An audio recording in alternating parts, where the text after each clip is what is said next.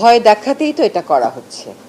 মানুষ যত নির্বাচন চাচ্ছে, মানুষ যত নির্বাচনমুখী হচ্ছে, সরকার যত কঠোর অবস্থানে যাচ্ছে নির্বাচন নিয়ে, সরকার যত স্পষ্ট অবস্থানে যাচ্ছে নির্বাচন নিয়ে, ততই নির্বাচনের ব্যাপারে বা পরিবেশটা একটা ভীতিকর করে ফেলার জন্যই তো এই কাজগুলো করা হচ্ছে।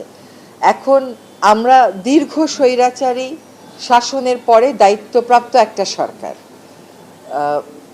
আমাদের পক্ষ থেকে আমরা স্পষ্ট বলতে চাই যে নির্বাচনের যে তারিখ ঘোষণা করা হয়েছে, নির্বাচন সেই তারিখই হবে। অপচেষ্টা যে থাকবে, 16 বছরের স্বৈরাচারী শাসনের যে ফুটপ্রিন্টটা রয়ে গেছে, সেটার কিছু কিছু আউটকামই এগুলো।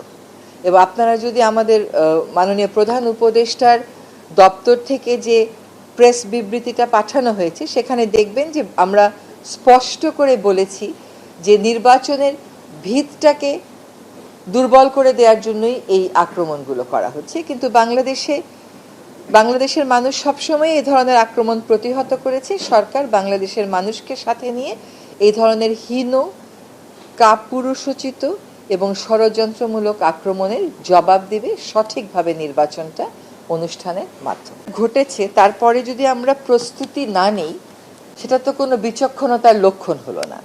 এটাকে আমি প্রস্তুতির কথা বলবো, যাতে করে আমার প্রতিপক্ষ কোনো রকমের আর সুযোগ নিতে না পারে।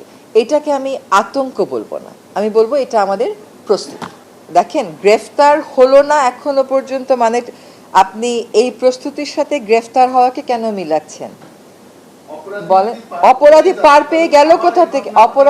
অপরাধী পার পেয়ে গেল কোথা থেকে?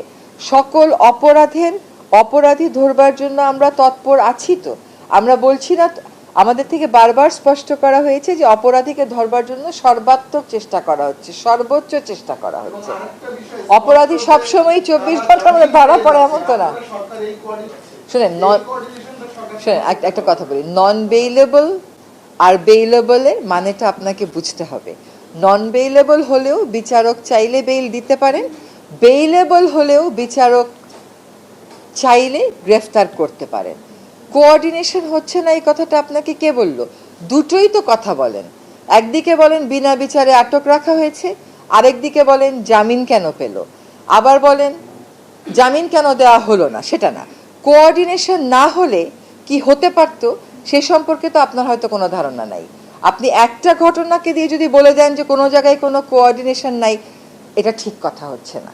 হ্যাঁ, কাজে কোঅর্ডিনেশন না থাকলে যে কি অবস্থাটা হতো এই সম্পর্কে আপনার হয়তো আমাদের হয়তো অনেকেরই বোঝাপড়ার ঘাটতি রয়ে গেছে।